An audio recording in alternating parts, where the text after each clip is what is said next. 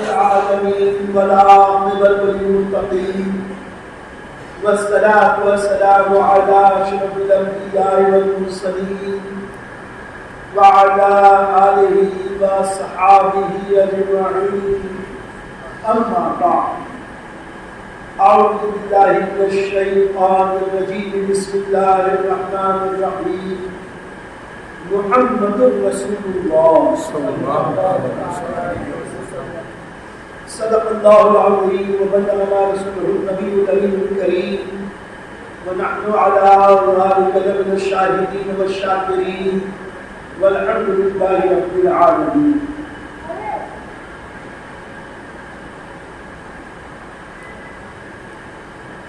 اللہ تبارک و تعالی کی شان حبیبی ان اللہ وملائکتہ یصلون علی النبی یا ایھا الذین آمنوا صلوا علیہ وسلموا تسلیما. اللهم صل علی سیدنا مولانا محمد خاتم الجود والکرم منبع العلم والعلم والحکم وآلہ وصحبہ وبارک وسلم. صلاة وسلام عليك يا رسول الله وعلى آلك وصحابك يا حبيب الله. معزز علماء کرام میرے دین اسلامی بھائیو و عزیز، السلام علیکم ورحمۃ اللہ وبرکاتہ.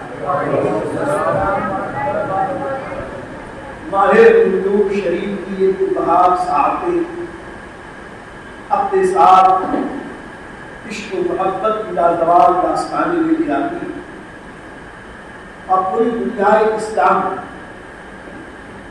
یوں تو سال بھر حسب توفیق الہی ہم اللہ اور اس کے پیارے رسول کا ذکر خیر کرتے رہتے ہیں، لیکن ربیع الاول شریف آتے ہم لوگ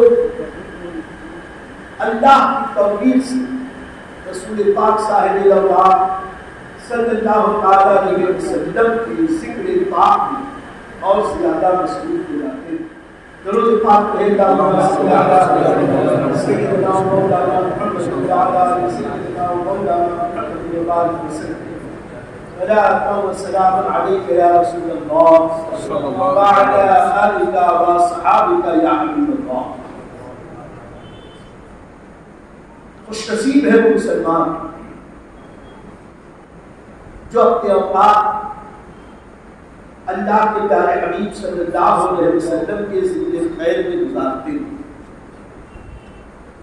ہم اللہ کا شکر ادا کرتے ہیں کہ اللہ تعالیٰ نے اپنے محبوب کی صدقے آج ہمیں دل کی توفیق عطا فرمائی کہ ہم کچھ دیر دین و دیانت کی باتیں کریں. میرے بزرگوں اور دوستوں، ہم کو صلاۃ کے بعد مجھے قرآن پاک کی انتہائی مشہور و معروف آیت کریمہ کا ایک حصہ آپ کے سامنے تلاوت کیا. محمد رسول اللہ. اگرچہ یہ ہمارے کلمے میں دوسرا جز بھی ہے، ہم کلمہ طیب پڑھتے ہیں لا الہ الا اللہ محمد رسول اللہ، لیکن یہ کلمہ بھی ہے حقیقت میں قرآن کی آیات کا حصہ. محمد رسول اللہ، محمد اللہ کے رسول ہیں. رسول بمانے اللہ کی طرف سے آئے ہوئے پیغامبر، وہ قاسم و پیغامبر جو اللہ کا پیغام اللہ کے بندوں تک پہنچانے کے لیے اللہ تعالیٰ نے مبعوث فرمائے. یہ اللہ کے نائب اور خلیفہ بن کر دنیا میں آتے ہیں. یہ رب کے بندے ہوتے ہیں اور سارے بندوں کے آقا اور سرکار.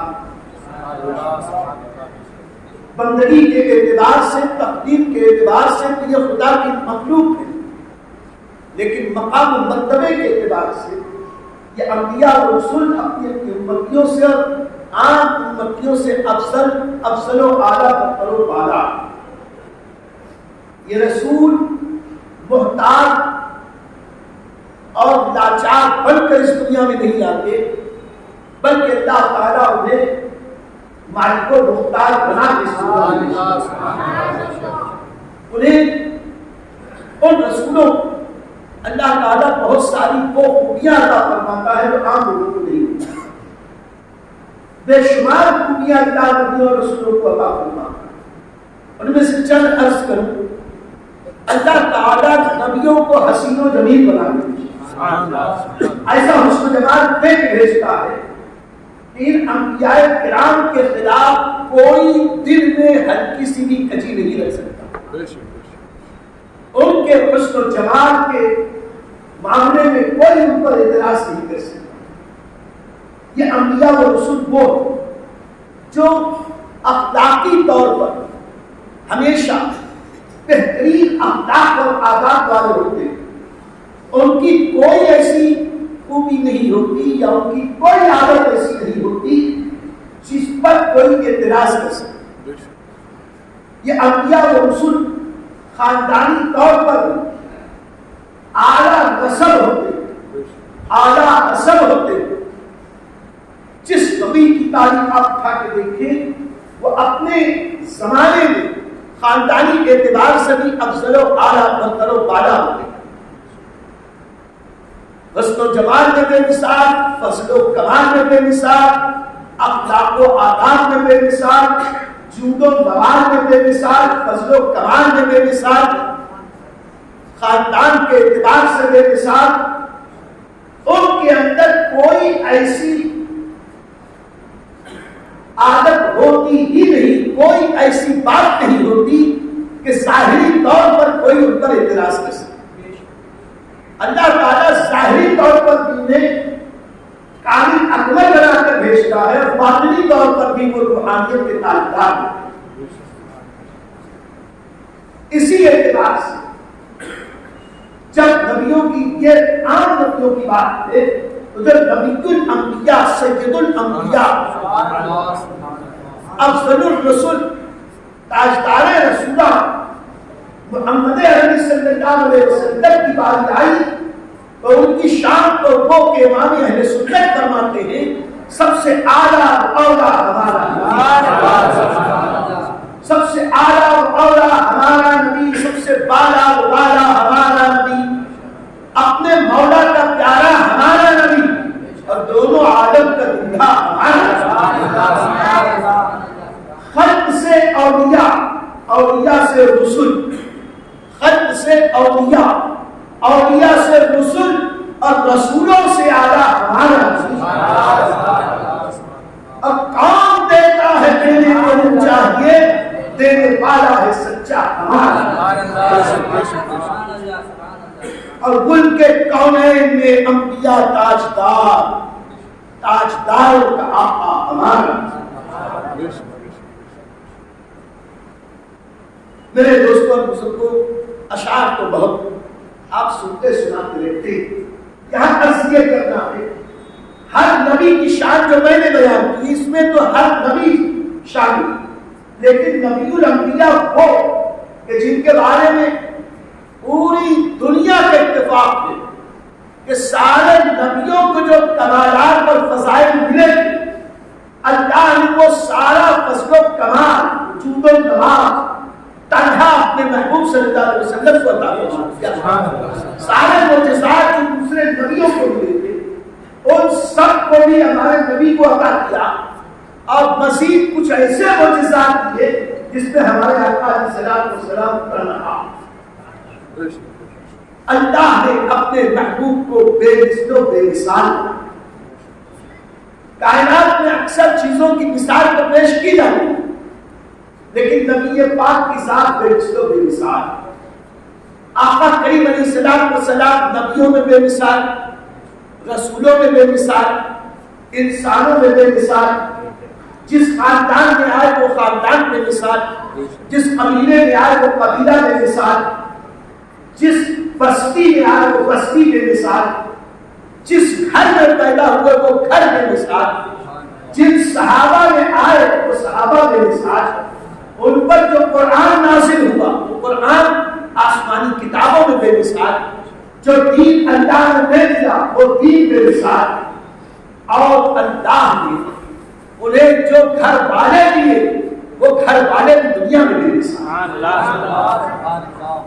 اللہ قرآن میں فرماتا ہے انما یرید اللہ لیذھب عنکم الرجس اہل البیت، اللہ نے ارادہ کر دیا ہے اے نبی کے گھر والوں کہ ہم تم سے ناپاکی کو دور کر دیں۔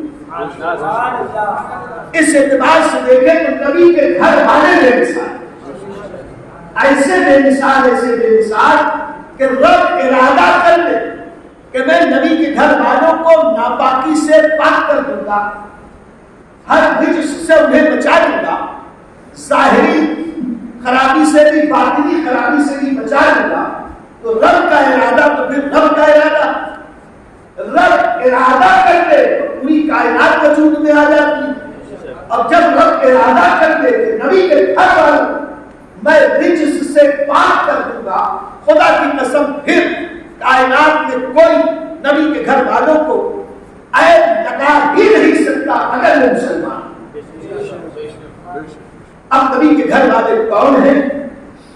تو قرآنی فرامین کی روشنی، آیات قرآنیہ کی روشنی، احادیث طیبات کی روشنی، قرآن کے اسلوب کی روشنی، گھر والوں میں سب سے پہلے اہل و عیال آتے ہیں۔ بیویاں گھر والی کہی جاتی ہیں۔ اس اعتبار سے اس آیت کریمہ کی تفسیر میں علماء کرام فرماتے ہیں کہ جن کے بارے میں اللہ نے اعلان کیا کہ میں نے ارادہ کر دیا کہ انہیں پاک رکھوں گا، یہ وہ لوگ ہیں جو نبی کی ازواج مطہرات، اسی لیے انہیں صرف ازواج نہیں کہا جاتا، ازواج مطہرات کہا جاتا، وہ بیویاں جو پاک باز بیویاں۔ البتہ آقا کریم علیہ الصلوۃ والتسلیم نے اس کے معنی میں وسعت پیدا کرنے کے لیے جب یہ آیت کریمہ نازل ہوئی، اپنے قریب اپنی لاڈلی بیٹی حضرت بی بی فاطمہ زہرا کو طلب کیا، حضرت سیدنا علی مرتضیٰ کو طلب کیا، اپنے دونوں شہزادوں حسنین کریمین کو اپنے سامنے میں بٹھایا اور ایک چادر میں مبارک لی، چادر نبوت کو ایسے اوڑھا کہ ان چاروں کو اپنی چادر طہارت میں آقا کریم نے سمو لیا اور ارشاد فرمایا یہ میرے گھر والے ہیں۔ اب جنہیں نبی نے گھر والا کہہ دیا، اب اگر لغوی اعتبار سے وہ گھر والے نہ بھی سمجھے جائیں تو نبی نے خاص کر دیا یہ میرے گھر والے ہیں۔ تو اہل بیت میں الحمدللہ بی بی فاطمہ زہرا، ان کے شوہر مبارک حضرت علی مرتضیٰ اور حسنین کریمین شامل۔ یہ کام حضرت ام سلمہ رضی اللہ تعالی عنہا کے کاشانِ اقدس میں ہو رہا تھا، آیت کریمہ وہی نازل ہوئی تھی۔ حضرت ام سلمہ رضی اللہ تعالی عنہا نے اس چادر میں اپنے آپ کو داخل کر کے یہ کہنا چاہا یا یہ کہا یا رسول اللہ صلی اللہ علیہ وسلم میں بھی آپ کے اہل بیت ہوں۔ تو آقا کریم نے ارشاد فرمایا تم خیر پر ہو، تم خیر پر ہو، یعنی یہ نہیں کہا کہ تم اس میں شامل نہیں ہو، یہ تو بتانا مقصود تھا کہ تم تو پہلے ہی نبی کے گھر والوں میں آتے ہو۔ یہ تو میں نے خصوصی فضل و کرم سے ان بیٹی داماد اور نواسوں کو اہل بیت میں شامل کیا۔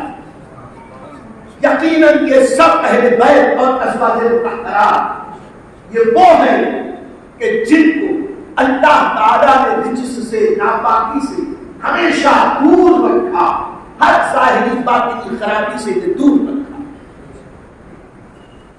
ایک بات ایک زوجہ محترمہ کے تعلق سے کچھ کچی پکی باتیں عوام نے شہرت پائی۔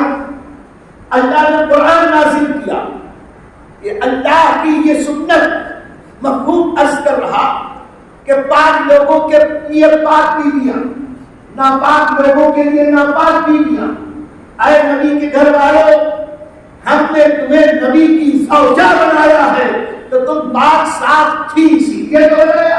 اس آیت کا مفہوم یہی ہے کہ جو نبی کے عقد میں شامل ہو جاتی ہے، داخل ہو جاتی ہے، حقیقت میں وہ پاک باز اور پاک صاف بات ہے۔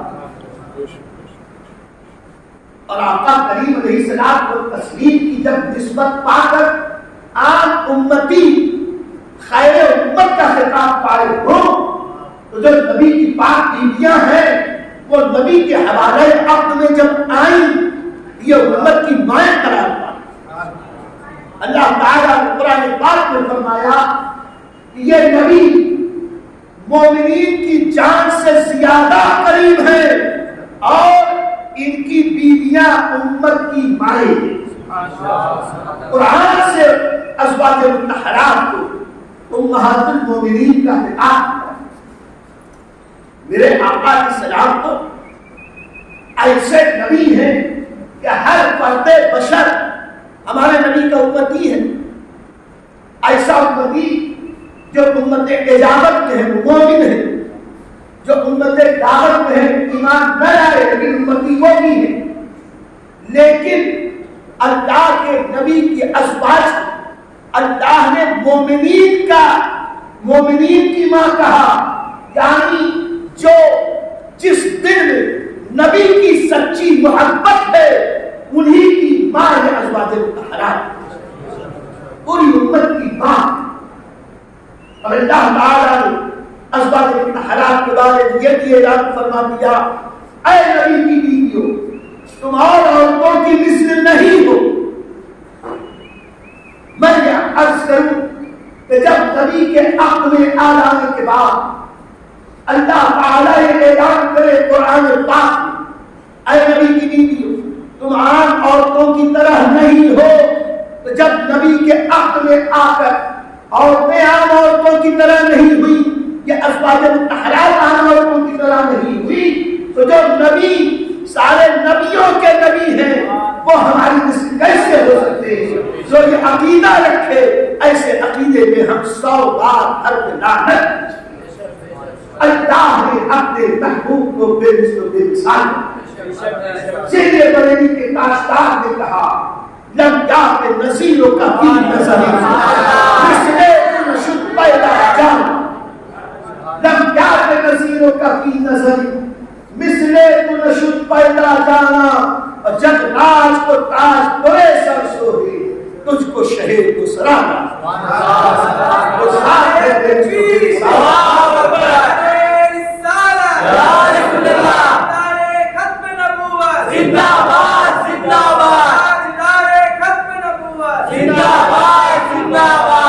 عرض یہ کرنا کہ نبی کی ازواج مبارکہ عام عورتوں کی طرح نہیں، نبی کے ازواج پاک یہ امت کی مائیں، لیکن مسئلہ سمجھ امت کی ماں ہونے کا کیا مطلب؟ امت کی مائیں یہ اعزاز و اکرام کی وجہ سے نہیں، ہر معاملے میں وہ امت کی ماں نہیں۔ مثال کے طور پر محرم ہونے کی حیثیت سے یہ امہات المومنین تو ہیں، ساری امت کی ماں تو ہیں، اس کا یہ مطلب نہیں کہ اوپر پردہ فرض نہیں، ہر نامحرم سے پردہ اوپر بھی لازم، ازواج مطہرات پر بھی پردہ فرض۔ اور آقا کریم علیہ السلام و تسلیم نے قرآن کے فرمان کے بعد جب اللہ نے فرمایا اے نبی اپنی بیویوں اور اپنی بیٹیوں سے کہو پردے میں رہو، تو نبی پاک صلی اللہ علیہ وسلم نے باقاعدہ اپنی بیویوں کو بیٹیوں کو پردے کا حکم دیا، اور پھر اس میں اتنی سختی برتی، ایک بار ام المومنین اپنے مکان اقدس میں صحن پاک میں تھی، باہر ایک نابینا ساحر آئے اور نابینا نے سوال کیا، سائل تھے نبی پاک صلی اللہ علیہ وسلم پر جلوہ نما، تو یہ جو ام المومنین تھی وہ سامنے آئی، آقا علیہ السلام نے فرمایا کہ تمہیں نہیں پتا کہ پردہ فرض ہے، تم بغیر پردے کے صحن تک کیسے آئے؟ اندر جاؤ۔ انہوں نے عرض کی یا رسول اللہ صلی اللہ علیہ وسلم یہ تو نابینا ہے، یہ تو مجھے نہیں دیکھ پا رہے۔ آقا علیہ السلام نے فرمایا وہ نابینا ہے، تم تو بینا ہو، تم تو دیکھ رہی ہو، پردہ فرض۔ میرے دوستو یہ بھی امت کی بہت بڑی خوش نصیبی، یہ ازواج مطہرات اس لیے نبی کے گھر میں تھی کہ قیامت تک کے آنے والی امت کو دین ملے، اسلام ملے، قرآن کی صحیح سمجھ ملے، احادیث مصطفیٰ کے ذریعے سنت مصطفیٰ کا اجزا جلوہ ملے کہ کیسے اسلام پر عمل کرنا ہے، اسے سکھایا ہے۔ تو اور صحابہ کے ساتھ ساتھ ازواج مطہرات نے اس طرح تو پردے کے اعتبار سے پردہ فرض، اسی کے ساتھ ساتھ کوئی انتقال کر جائے تو اس کے بیٹوں کو اس کا ورثہ، اس کی میراث ملتی ہے۔ ازواج مطہرات کی تو پوری امت وارث قرار پائے، لیکن ماں تو ہے، یہ بیٹے نسبی بیٹوں کی طرح نہیں کہ ان کی جائیداد میں حصہ ملے۔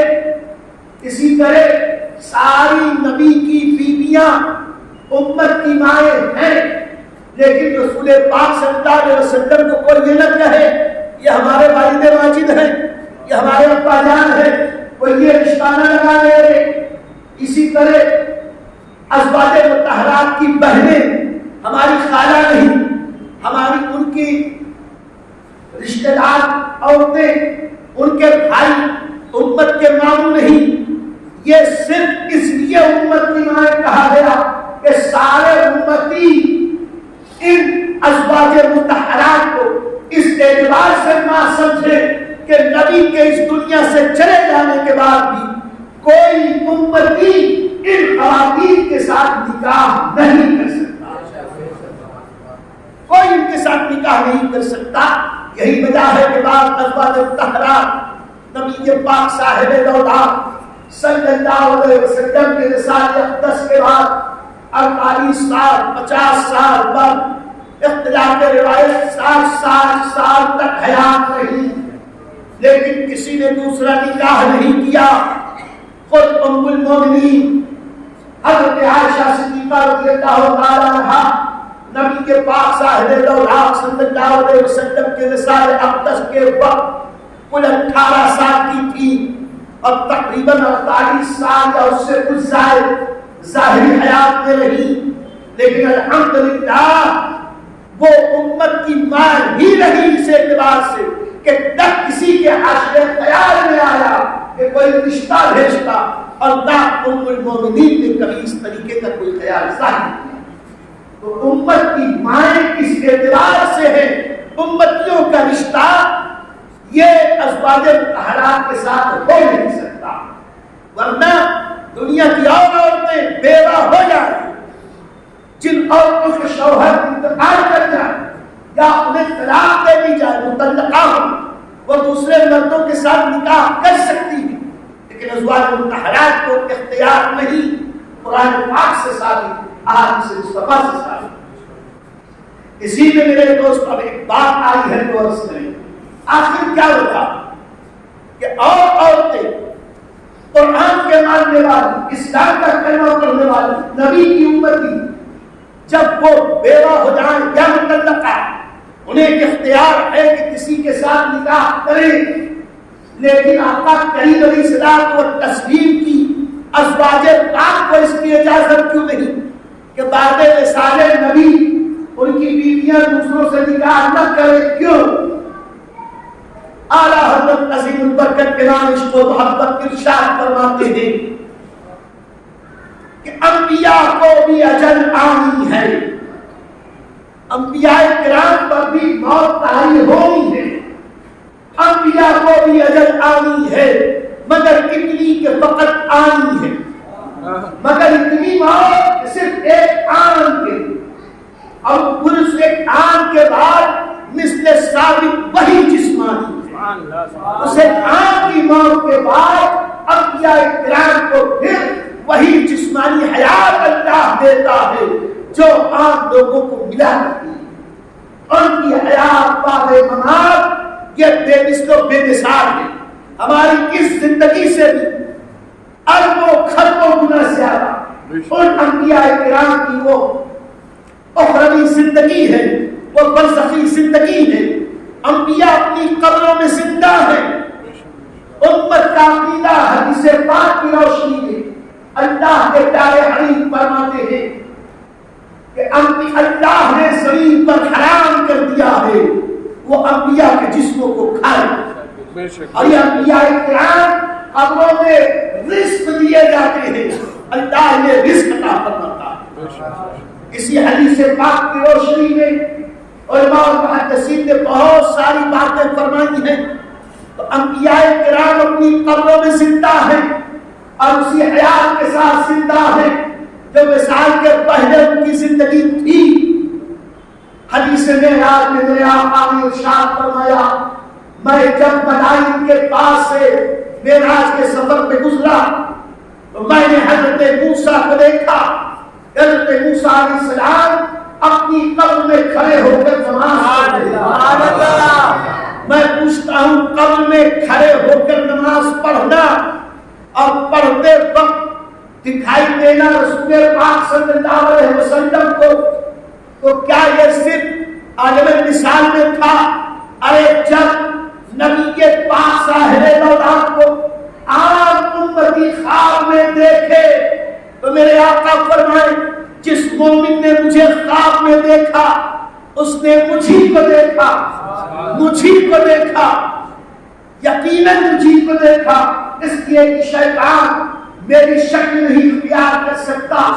تو نبی کو خواب میں امتی دیکھے تو خواب میں مثال، اور نبی اپنے معراج کے سفر میں حضرت موسیٰ کو نماز پڑھتے دیکھے، یہ کون کہے گا کہ یہ خواب کی بات ہے؟ یقیناً بیداری کی بات ہے۔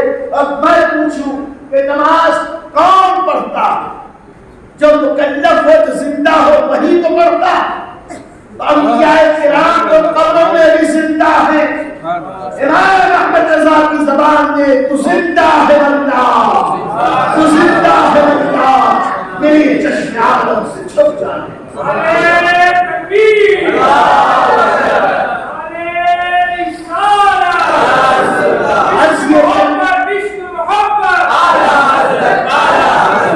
میرے دوستوں اور بزرگوں، بات چل رہی تھی عام عورتیں بیوہ ہو جائیں، مطلقہ ہو جائیں تو ان کا نکاح ختم ہو جاتا ہے، رشتہ ٹوٹ جاتا ہے، وہ دوسرے شوہر سے نکاح کر سکتی ہے، لیکن نبی کے پاک صاحب اولاد کی ازواج مبارکہ وصال نبوی کے بعد بھی کسی سے نکاح نہیں کر سکتی۔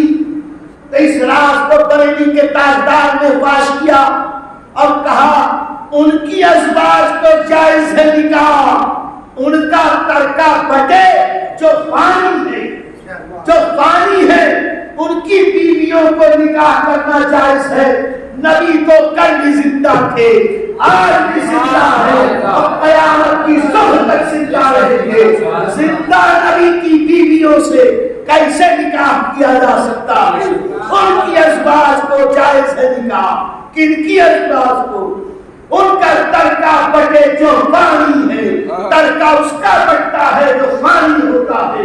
نبی وہ ہے کہ خود فرماتے ہیں نبیوں کی میراث تقسیم نہیں ہوتی، نبی میراث میں مال جائیداد درہم و دینار نہیں چھوڑتے۔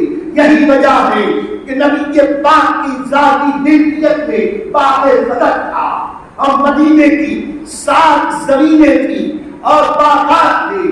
نبی پاک کی جو ذاتی جائیداد تھی، اللہ کے نبی کے اس دنیا سے چلے جانے کے بعد حضرت صدیق اکبر نے، اس کے بعد فاروق اعظم نے، ان کے بعد عثمان غنی نے، ان کے بعد مولا علی نے، ان کے بعد امام حسن مجتبی نے، یہ جتنے بھی خلفائے راشدین ہوئے، انہوں نے ان ساری جائیدادوں کو، خاص طور سے فدق کے باغ کو، نبی کے وارثین میں نہیں تقسیم کیا، نہ بی بی فاطمہ زہرا کو عطا کیا، نہیں حضرت عائشہ صدیقہ کو دیا، اس لیے کہ وہ نبی کی بیوی تھی، میراث میں حقدار تھی، نہ حضرت حفصہ اقصی کو دیا، نہ دیگر ازواج مطہرات کو دیا، کسی کو نہ دیا، اس لیے کہ میراث ان کی بڑھتی ہے جو فنا ہو جاتے ہیں، جو زندہ ہوتا ہے اس کی جائیداد نہیں بڑھتی۔ تو زندہ ہے بندہ، تو زندہ ہے بندہ،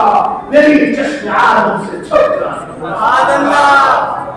یہ ہے نبی کی گھر والی، یہ ہے نبی کی بیوی، ان کا مقام اتنا اونچا کہ نبی کی بیویوں کے لیے بہت ساری آیات موجود قرآن میں، بہت ساری آیات۔ حضرت عائشہ صدیقہ رضی اللہ تعالیٰ عنہا پر بعض منافقین و بدباطلوں نے جب الزام لگایا، اللہ تعالیٰ نے سورہ نور نازل کر کے نبی کی پاک بیوی کی برعت میں پوری سورہ نور نازل فرمایا۔ نبی کے گھر کی بات تھی، نبی کے بیوی کی بات تھی، زوجۃ النبی کی بات تھی، لیکن اگر نبی اس کا جواب دیتے، بات آ ہی نہیں ہے تو عرض کریں، جس وقت حضرت عائشہ صدیقہ رضی اللہ تعالیٰ عنہا پر اس طرح کا کوئی ناروا الزام لگا، ایک ماہ تک نبی پاک صاحب اولاد نے اس کا کوئی جواب نہ دیا، بلکہ حضرت عائشہ رضی اللہ تعالیٰ عنہا انہیں دوران بیمار ہو گئی تو انہیں اپنے والد ماجد حضرت صدیق اکبر کے مکان پر بھیج دیا، یا وہ خود اپنے والد ماجد کے مکان پر گئی۔ ایک مہینے تک یہ افواہ پھیلتی رہی، لوگ طرح طرح کی باتیں کرتے رہے۔ آقا علیہ السلام کبھی خود کنیزوں کے پاس جا کر حضرت عائشہ کے بارے میں پوچھتے، کبھی مولائے کائنات شیر خدا حضرت علی کرم اللہ وجہہ الکریم سے کچھ دریافت کو فرماتے، مختلف طریقے سے آقا کریم یہ کہتے رہے، لیکن آقا کریم نے ایک ماہ تک ذہنی قلب کو تو برداشت کیا لیکن کوئی جواب نہ دیا، منافقین کو کچھ نہ کہا۔ تو آج کا منافق، آج کا گمراہ بدین وہابی اسی واقعے کو بیان کر کے کہتا ہے کہ دیکھو نبی پاک کو غیب کا علم نہیں تھا، اسی لیے ایک ماہ تک حضرت عائشہ کی براعت میں حضور صلی اللہ علیہ وسلم نے کچھ نہیں کہا۔ ہم کہتے ہیں نادان، یہ واقعہ تو میرے آقا کی غیب دانی پر دلالت کرتا ہے، اللہ نے اپنے محبوب کو غیب کا علم عطا فرمایا تھا۔ آپ کہیں کہ حضور صلی اللہ علیہ وسلم کو غیب کا علم نہیں تھا، ایک ماہ تک سرکار ابد قرار علیہ السلام ذہنی الجھن میں رہے لیکن اس کا جواب نہ دیا۔ اگر غیب کا علم ہوتا تو فوراً کیوں نہیں کہہ دیتے کہ میری بیوی پر یہ زبردستی کا الزام ہے؟ اگر یہ بات کہتے ہو تو فقیر عزیزی عرض کرتا ہے کہ حضرت سرکار ابد قرار پر الزام دینے والوں کہ خاموشی کی وجہ یہ تھی کہ نبی کو علم غیب نہیں تھا، تو میں پوچھنا چاہتا ہوں کہ اللہ کو علم غیب نہیں تھا؟ ایک ماہ تک اللہ نے کیوں نہیں جواب دیا؟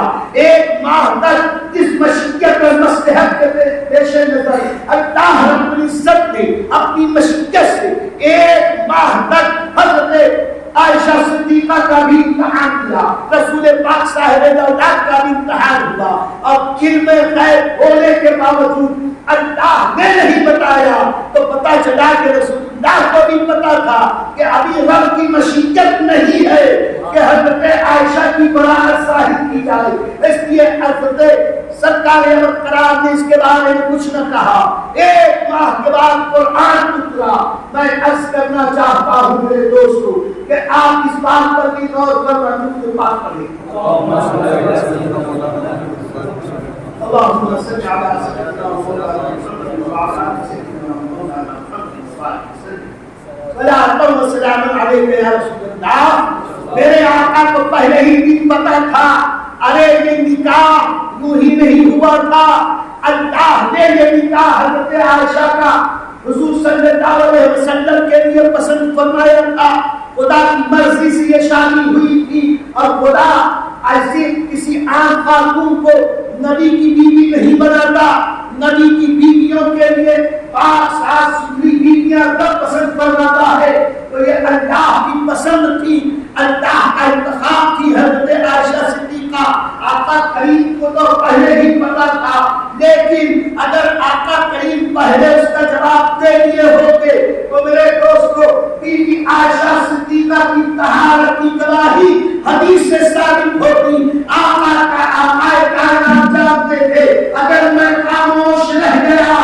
تو یقیناً میری عائشہ کی براءت کی گواہی قرآن کے پاروں کے ذریعے ہوگی، قرآن کے ذریعے رب گواہی دے گا، اور نبی کی گواہی سے خدا کی گواہی برتر و بالا ہے۔ اور پھر جب قرآن کی گواہی ہوگی تو لوگ نمازیں پڑھیں گے، اس میں عائشہ صدیقہ کی تعریف کریں گے، تراویح پڑھیں گے، عائشہ صدیقہ کی تعریف کریں گے، قرآن کی تلاوت ہوگی، عائشہ صدیقہ کی تعریف ہوگی، درس و تدریس میں عائشہ صدیقہ کی عظمت بیان ہوگی، اور دنیا جانے گی کہ جس کی طہارت کی گواہی، جس کی پاکیزگی کی گواہی اللہ رب العزت نے دی ہے، اس سے زیادہ کوئی عورت دنیا میں پاک ہو نہیں سکتی۔ یہ ہے حضرت عائشہ صدیقہ کا مقام۔ عرض یہ کر رہا، یہ ازواج مطہرات وہ ہیں جن کے لیے قرآن نازل ہوا، جن کے بارے میں قرآن نازل ہوا۔ ابھی عرض کر رہا حضرت زینب بنت جحش رضی اللہ تعالیٰ عنہا کے بارے میں، کہ ان کے بارے میں بھی قرآن نازل ہوا۔ تھوڑی دیر اس کے پہلے تمہیدی کلمات سنو میرے دوستو۔ آج حضور اکرم سید عالم صلی اللہ علیہ وسلم کی سیرت پاک پڑھنے والے، خاص طور سے نوجوان جو کتابیں پڑھ کر سرکار کی سیرت آشنا ہوتے ہیں، بڑی مبارک چیز ہے۔ لیکن آج بات سے اور فیس بک کے زمانے لوگ خاص طور سے اسلام دشمن قوتیں عیسائیت، یہودیت اور کفر و شرک سے آلودہ ذہنوں کی ملاوٹ کی وجہ سے نبی کی سیرت پر، پاک صاف ستھری سیرت پر نازیبا الزام رکھتے ہیں۔ انہیں نے سیرت رسول کا ایک بہت آبناک گوشہ ہے کہ نبی کے پاک صاحب دولہ صلی اللہ علیہ وسلم کی باختلاف روایت 11 ازواج مبارکہ، 11 ازواج مبارکہ پر تو اتفاق ہے۔ تو ازواج مبارکہ وہ ہیں جو نبی کی ظاہری حیات میں اس دنیا سے رخصت ہوئی۔ ایک حضرت خدیجہ کبریٰ رضی اللہ تعالیٰ عنہا، ایک حضرت زینب بنت خزیمہ رضی اللہ تعالیٰ عنہا۔ باقی اس پر بھی اتفاق ہے کہ جس وقت آقا کریم علیہ الصلوۃ والتسلیم اس دنیا سے تشریف لے گئے، سرکار کا وصال اقدس ہوا، اس وقت 9 ازواج مطہرات بحیثیت ام المومنین نبی کے کاشانہ مبارکہ میں جنم فرما۔ نبی کا وصال ہوا 9 بیوی، اور 11 بیویوں کا تو ذکر ملتا۔ یہ عیسائی اور یہودی دنیا کے لوگوں، خاص طور سے آج ہندوستان کے غیر مسلم اور دانشور اور لبرل کہلانے والے جو آدھے ادھورے علم رکھتے ہیں، وہ ہمارے نبی صلی اللہ علیہ وسلم کی ان شادیوں پر اعتراضات کرتے ہیں۔ اس پر تفصیلی گفتگو تو آج نہ کروں گا، لیکن چند اشارے کر تاکہ سمجھ میں تو آ جائے کہ آقا کریم کی ازدواجی زندگی بھی الحمدللہ ہر طرح کے اعتراض سے پاک۔ تم یہ کہتے ہو قرآن میں تو 4 بیویوں کا ذکر ہے، 4 سے زیادہ عورتیں نہیں کی جانی چاہیے، اور آقا علیہ السلام نے بیک وقت 9 نکاح فرمائے، ایک ہی وقت میں 9 بیویاں۔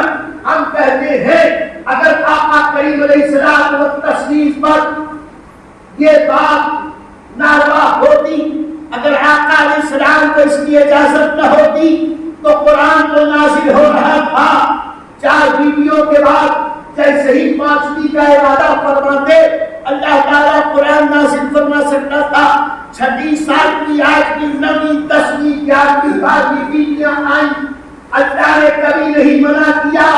یہ اس بات کی علامت اللہ نے اپنے محبوب کو وہ مقام بخشا، امتوں کو 4 سے زیادہ کی اجازت نہیں، اور میرے محبوب کو اجازت ہے وہ جتنی چاہے شادیاں کرے، اللہ کی طرف سے ان کے اجازت۔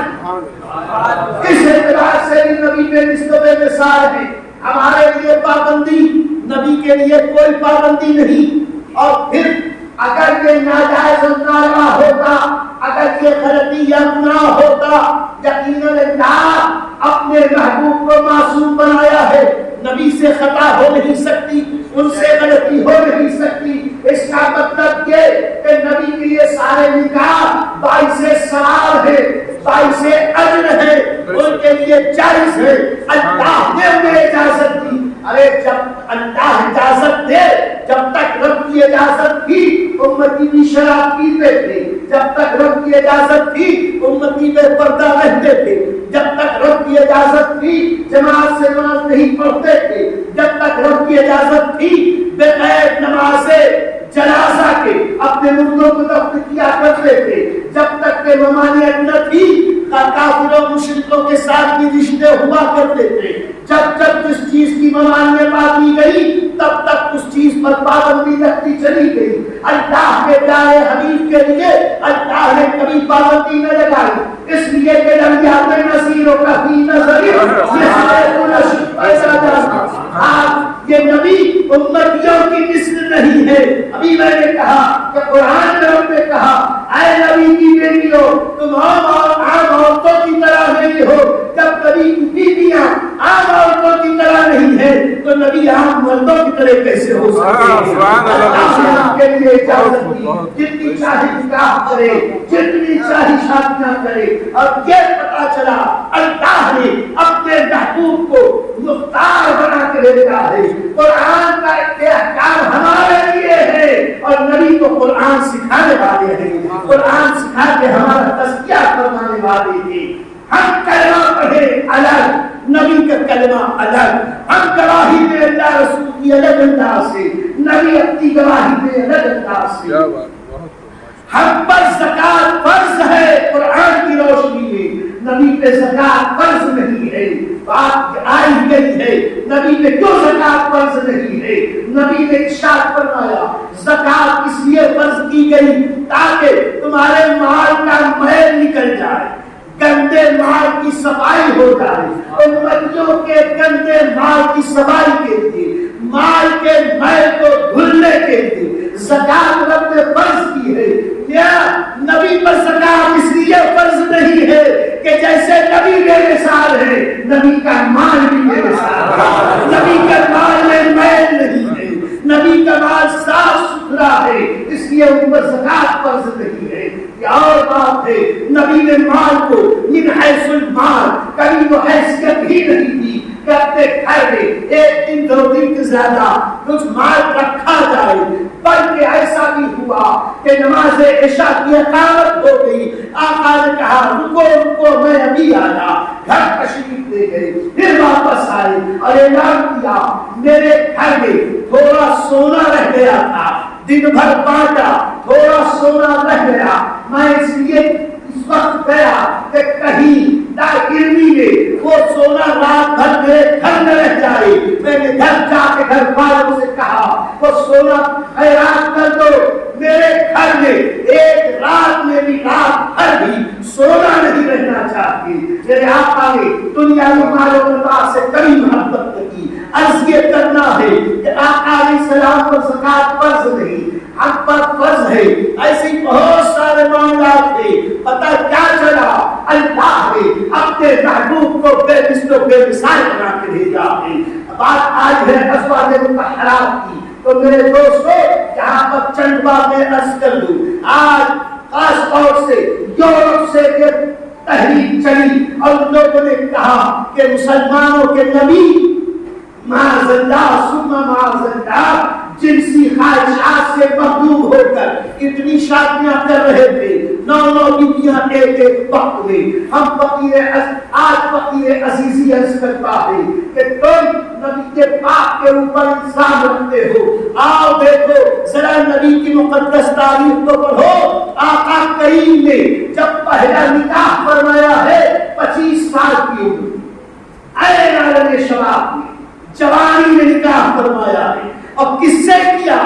اپنے سے 15 سال بڑی عمر کی خاتون خدیجہ الکبریٰ سے نکاح کیا ہے۔ اور ایسا تو نہیں تھا کہ نبی کے پاک کے لیے رشتوں کی کمی تھی۔ ارے کفار نے تو آگے کہا تھا اے ابو طالب اگر تمہارا بھتیجا چاہے ہم عرب کی حسین ترین خاتون سے اس کا نکاح کرتے اگر وہ حسین عورت چاہتا ہے۔ میرے آقا نے کہا تھا تم میرے ایک ہاتھ میں چاند لا کے دے دو، ایک ہاتھ میں سورج لا کے دے دو، میں یہ نہیں دوں گا، میں اسلام کا دامن نہیں چھوڑوں گا، میں خدا انسانیت کی تبدیل کرتا رہوں گا. عرض یہ کرنا ہے میرے دوستو، آقا کریم کو نکاح کی کوئی عورتوں کی کوئی کمی تو نہ تھی. اللہ کے پیارے حبیب کو اللہ نے حسن و جمال بے مثال دیا تھا، خاندان بے مثال دیا تھا، حسب نسب بے مثال تھا.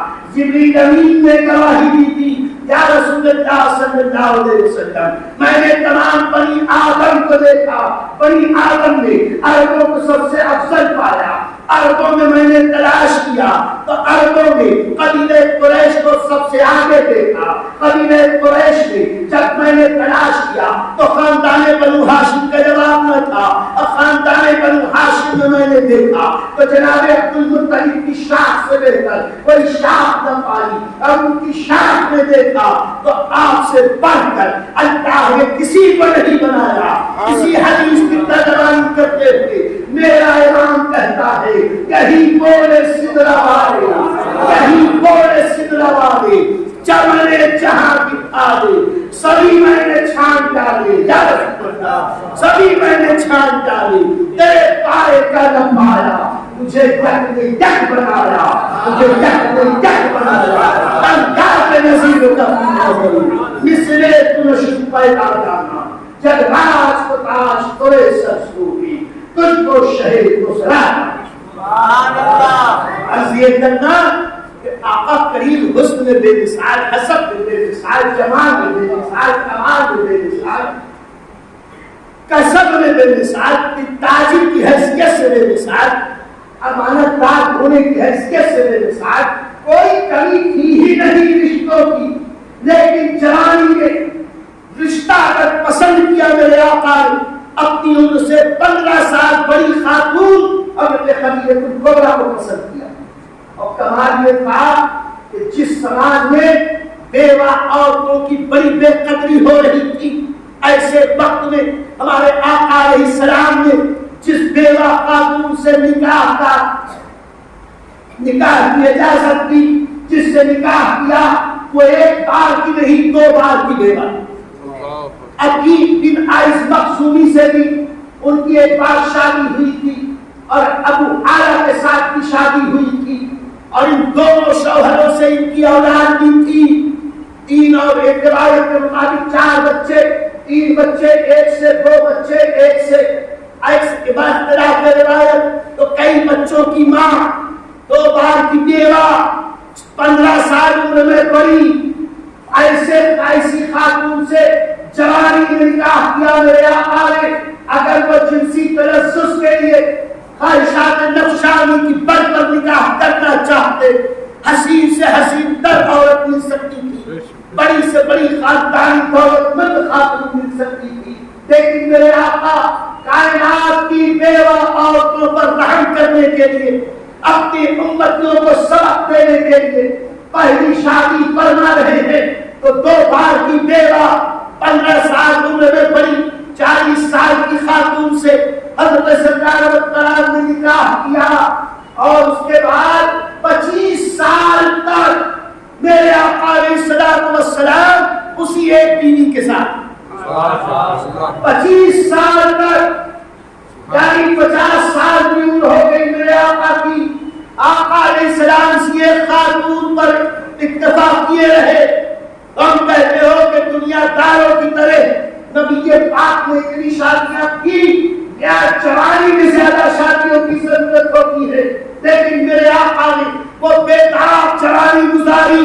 مکے کے کافروں نے میدان جنگ میں آ کر تیر اور تلوار سے تو مقابلہ کیا، لیکن میرے آقا کے کردار پر کبھی کوئی کرٹیسائز نہیں کیا. یہ اس بات کی علامت ہے کہ جب جان کے دشمن بھی ہمارے آقا کے کردار کی پختگی کی گواہی دے رہے ہیں تو میرے آقا سے بڑھ کر کسی کا کردار اور 25 سال کی عمر میں شادی، 25 سال تک شادی شدہ زندگی، 50 سال کی عمر میں سرکار کی زوجہ محترمہ امت کی محسنہ بی بی خدیجہ الکبریٰ اس دنیا سے تشریف لے. اس وقت حضرت خدیجہ الکبریٰ کے پاس 65 سال، اور جتنے دانت خدیجہ الکبریٰ رضی اللہ تعالیٰ عنہا تھے یہ دانت بھی گر چکے. سرکار مدنی زندگی میں بار بار میری خدیجہ میری خدیجہ میری خدیجہ، کوئی بکرا ذبح کرتے ہوئے کچھ گوشت دیتے کہتے جاؤ میری خدیجہ کی فلاں سہیلی کو دیا، میری خدیجہ کی فلاں سہیلی کو دیا۔ جب بھی ان کا ذکر ہوتا سرکار علیہ السلام قید بھرے انداز میں حضرت خدیجہ الکبریٰ کا ذکر کرتے۔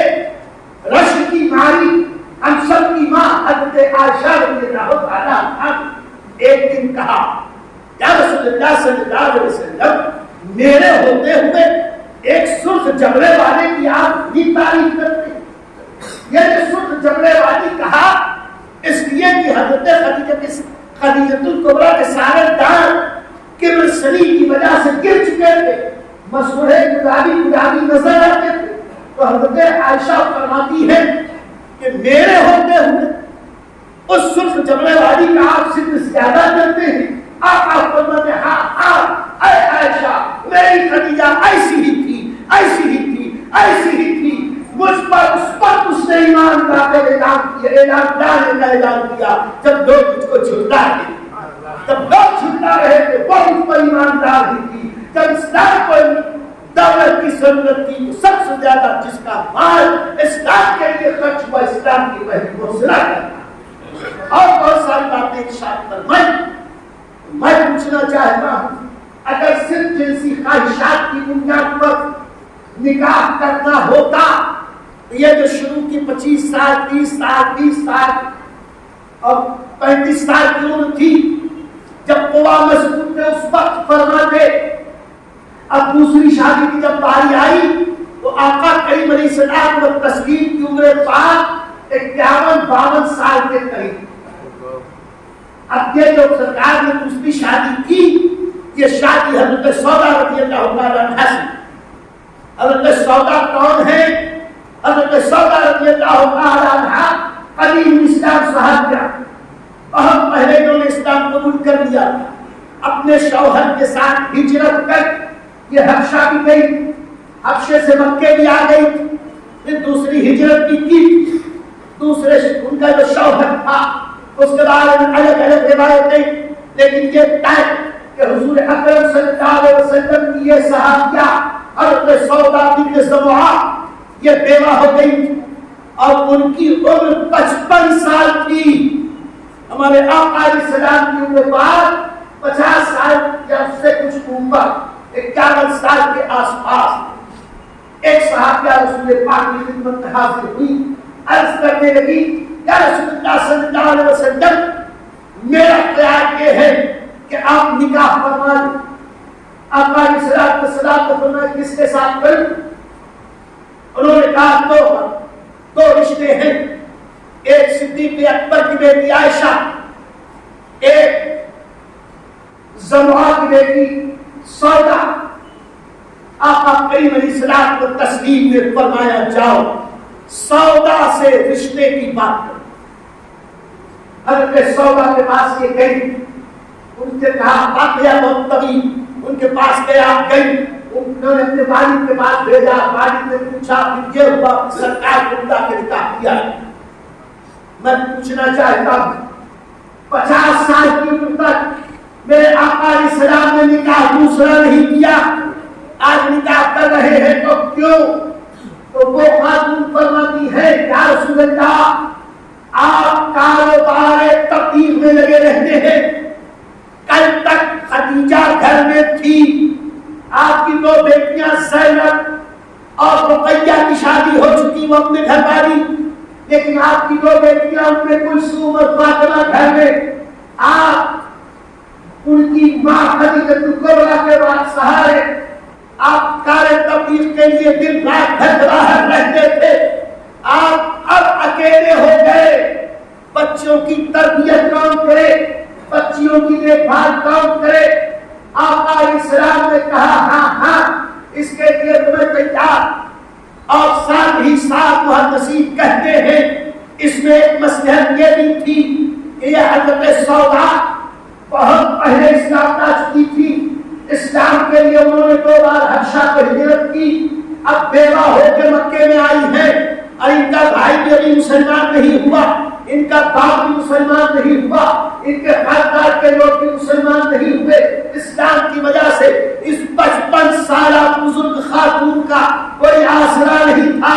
میرے آقا ساری کائنات کو آسرا اور سہارا دینے والے، بے سہاروں کے سہارا، بے آسروں کے آسرا، انہوں نے ایسا آسرا دیا کہ جاؤ سودا سے میرا رشتہ کرو، اگر وہ راضی ہو تو شادی ہو جائے۔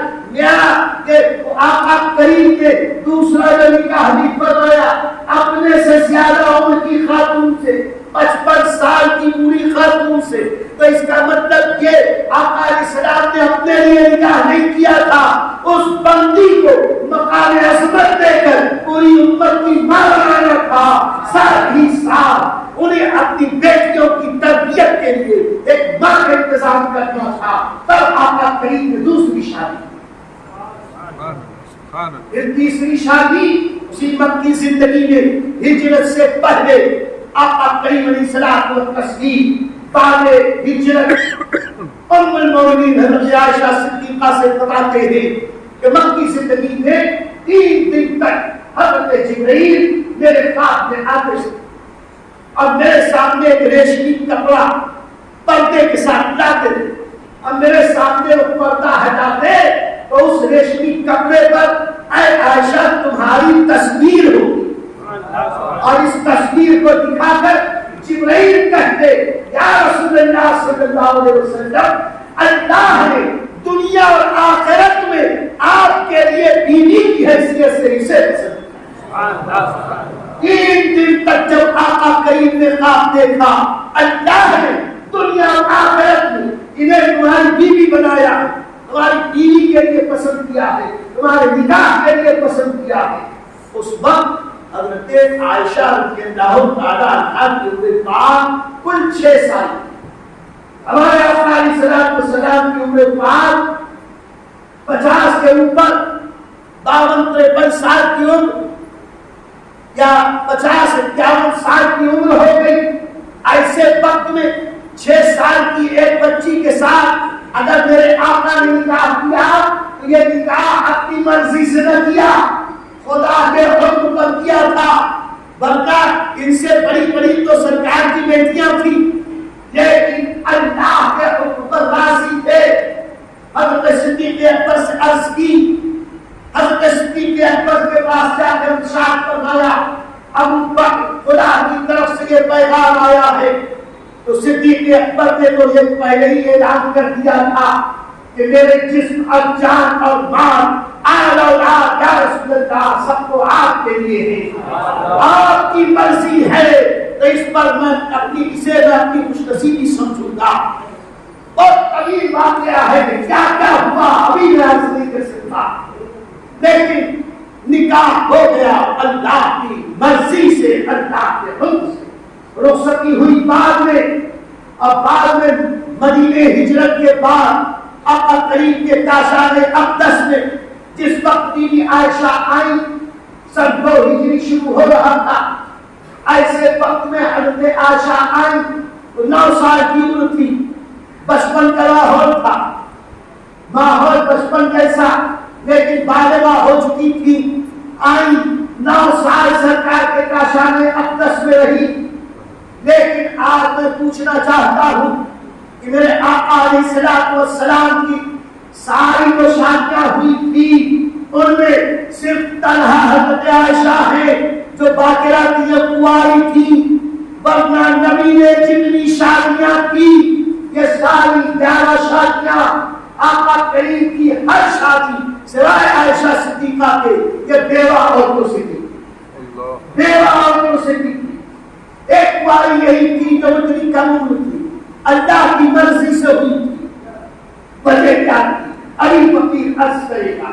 میں یہ پوچھنا چاہتا ہوں 50 سے لے کے جوان سے لے کے 55 سال کی عمر تک ایک بوڑھی خاتون کے ساتھ زندگی گزارنا، اپنے سے 15 سال زیادہ کی خاتون کے ساتھ ازدواجی زندگی گزارنا، اور اولاد کی ہوئی دوتی سے، اور پھر سرکار نے جتنے نکاح فرمائے یہ سب کے سب نکاح آج نکاح یہ سب ہجرت کے بعد یعنی 53 سال کی عمر سے بعد کیے، 53 54 55 56 57 58 سال کی عمر تب آقا کریم نکاح کر رہے ہیں.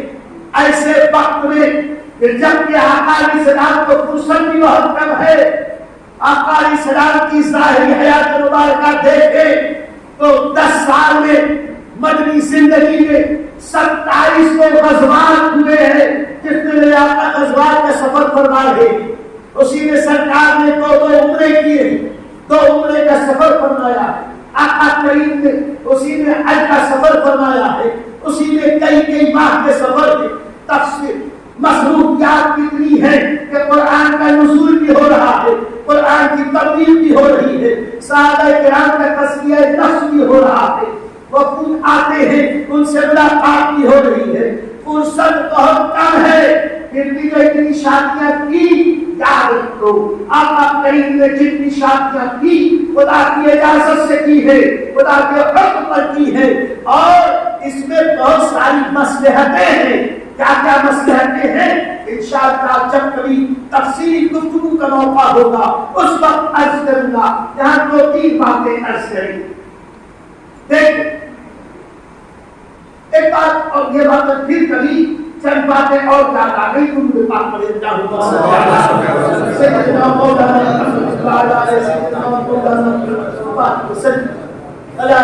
سلام علیک یا رسول اللہ وعلی آلک و صحابک یا حبیب اللہ.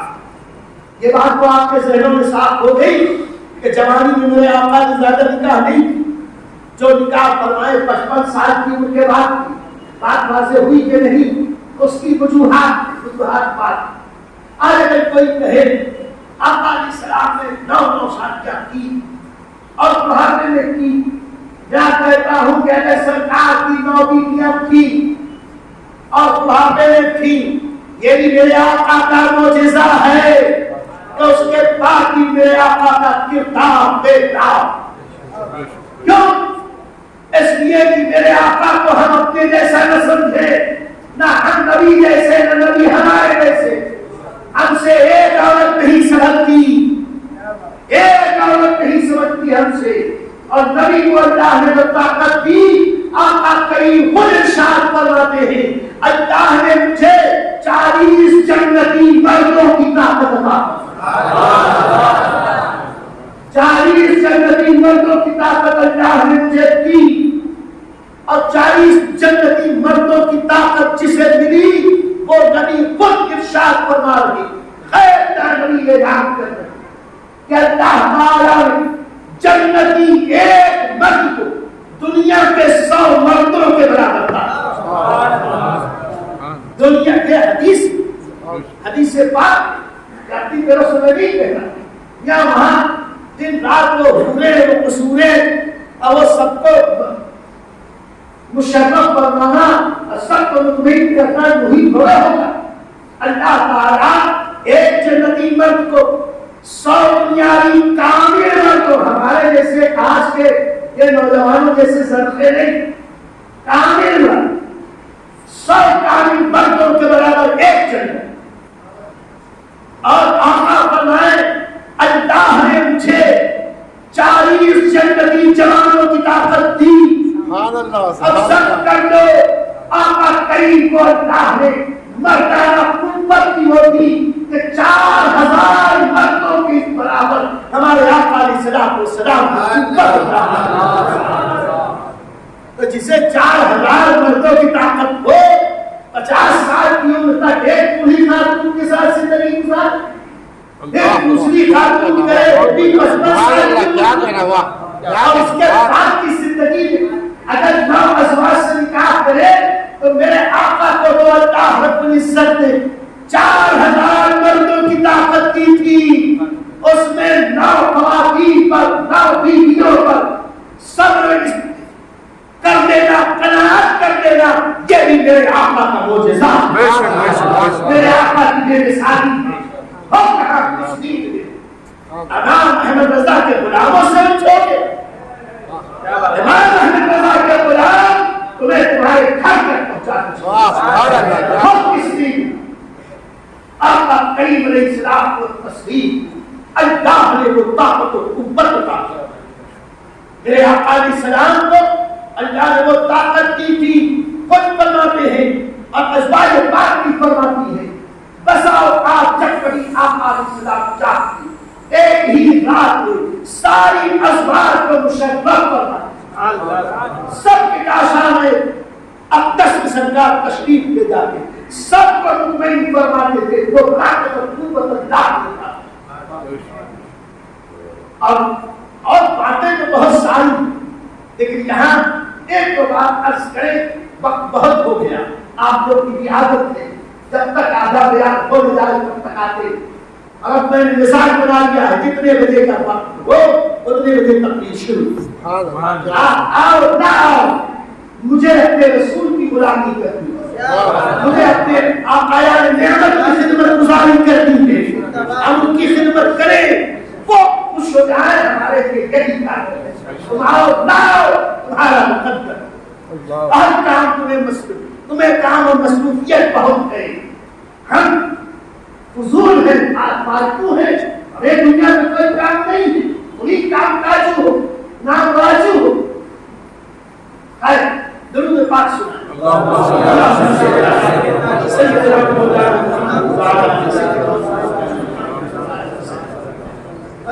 السلام علیکم یا رسول اللہ۔ بات بہت مهم ہے، آقا علیہ السلام کے اعتراض مت کر۔ آقا نے جتنی شادیاں کی، جتنے نکاح کیے، ایک بھی مطلقہ حضرت زینب بنت جحش رضی اللہ تعالیٰ عنہا، باقی ایک کی کنواری حضرت عائشہ صدیقہ رضی اللہ تعالیٰ عنہا۔ اس کے علاوہ جتنی ازواج مطہرات کی سب کے سب بیوہ، سب بیوہ۔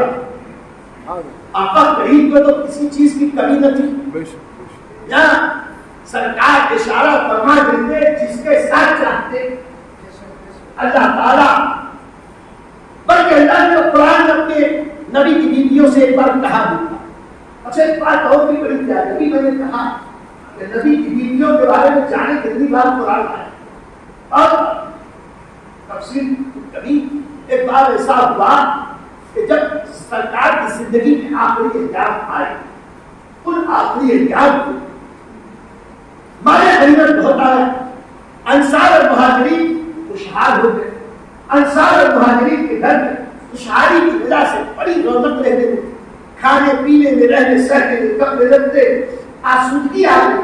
ایسے وقت میں نبی کے پاک صاحب دولت ازواج مطہرات نے آپس میں مشورہ کہا کہ اب تو اتنی خوشحالی آ گئی ہے، عام صحابہ کرام تو خوشحال ہو گئے، لیکن ہمارے یہاں آج بھی فقر و فاقہ کی حکمرانی ہے۔ آج بھی حال یہ ہے کہ 8 دن ہمارے یہاں چراغ میں رہنے کے لیے تیل نہیں ہوتا، اندھیرے میں ہم سوتے ہیں، اور مکان اتنا چھوٹا ہم کو ملا ہے کہ آپ اسی سے اندازہ لگائیں کہ جس حجرے پاک میں نبی کے پاک کا وصال مبارک ہوا، اسی چارپائی پر سرکار کا جسد پاک رکھا گیا، باہر نہیں نکالا۔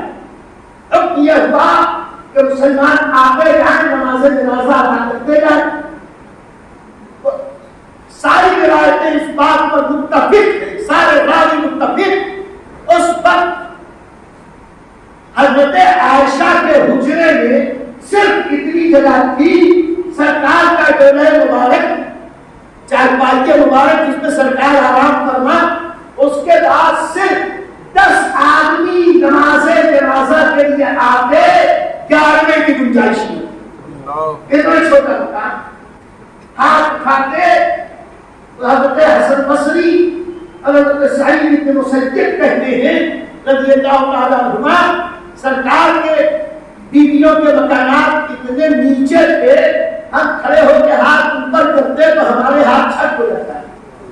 حضرت عائشہ فرماتی ہیں میرے گھر میں اس کی اتنی جگہ تھی کہ قبلہ رخ میرا بستر ہوتا، سرکار شمال کی طرف کھڑے ہو کر نماز ادا فرماتے، تہجد کی نیند کی شدت سے میرا پیر پھیلا ہوتا، سرکار صلی اللہ علیہ وسلم طویل قیام اور رکوع کرتے، جب سجدے کے وقت آتا آقا کریم میرے پاؤں کو ہلاتے، سرکار جب پاؤں کو ہلاتے میں اپنا پاؤں سلیٹ لیتی، سرکار سجدہ فرماتے، اگر سجدے سے سرکار اٹھتے میں بھی ملاحظہ کرتی کہ سرکار اٹھ گئے، کچھ دیر تک کی مہلت ہے، فرماتی پھر میں اپنا پیر پھیلا لیتی، پھر سرکار سجدے میں جاتے تو میرے پیر کو اشارہ کرتے، ہم کہتے ہیں وہ خاتون جنت، وہ خاتون جنت کی ماں، ہم سب کی ماں